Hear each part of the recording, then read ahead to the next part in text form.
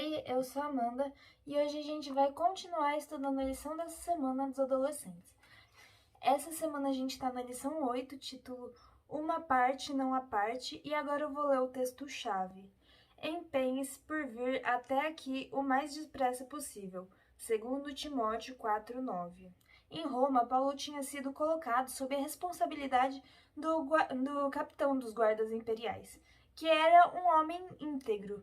O capitão o deixou relativamente livre para continuar a obra do evangelho, que a gente já falou nas outras semanas que ele estava preso, mas continuava pregando, né?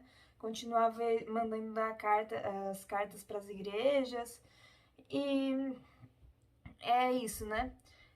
Acontece que este homem foi substituído por um oficial que muito dificilmente oferecia ao apóstolo qualquer favor especial.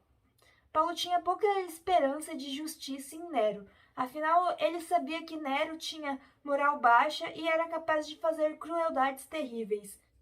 Algumas dessas ações incluem envenenar seu irmão, o legítimo herdeiro do trono, e depois assassinar a mãe e a esposa. Em todas as pessoas nobres, ele só inspirava horror e desprezo. Sua perversidade criou nojo até mesmo em muitos que foram forçados a compartilhar de seus crimes. Eles estavam sempre com medo de qual seria sua próxima sugestão. Contudo, Nero foi reconhecido como governante absoluto do mundo civilizado. Mais do que isso, ele era adorado como um deus. A condenação de Paulo por esse juiz parecia inevitável. Afinal, Nero não tinha nada de justo, e esperar que teria um julgamento justo e seria liberado era meio inesperado, né?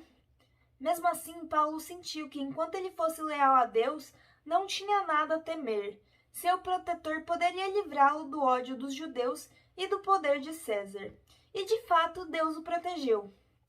No julgamento de Paulo, as acusações contra ele foram retiradas.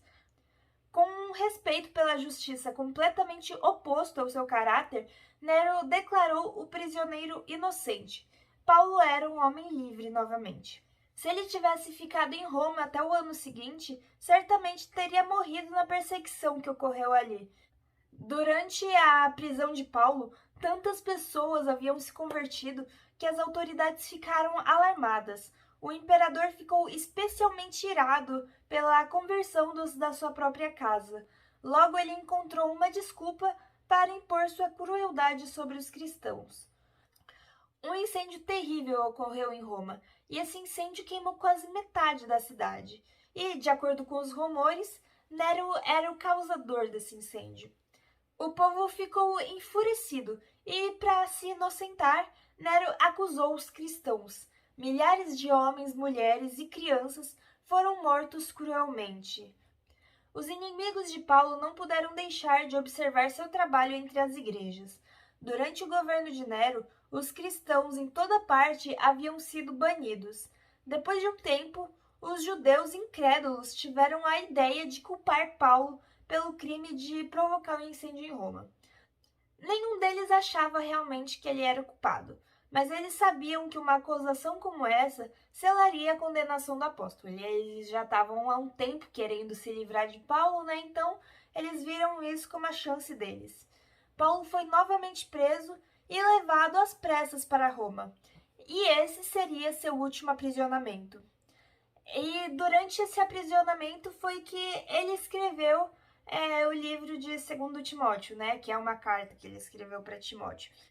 Vários amigos de Paulo o acompanharam, mas ele se recusou a permitir que eles fossem presos com ele e colocassem a vida em perigo. Milhares de cidadãos em Roma tinham sido martirizados por razões de fé. Muitos haviam partido e os que ficaram estavam muito desanimados. Em Roma, Paulo foi colocado em um calabouço sombrio, acusado de provocar um dos mais terríveis crimes contra a cidade e a nação. Ele se tornou objeto de ódio de todos. Seus poucos amigos começaram a ir embora. Alguns o abandonaram, outros foram a várias igrejas para fazer missões.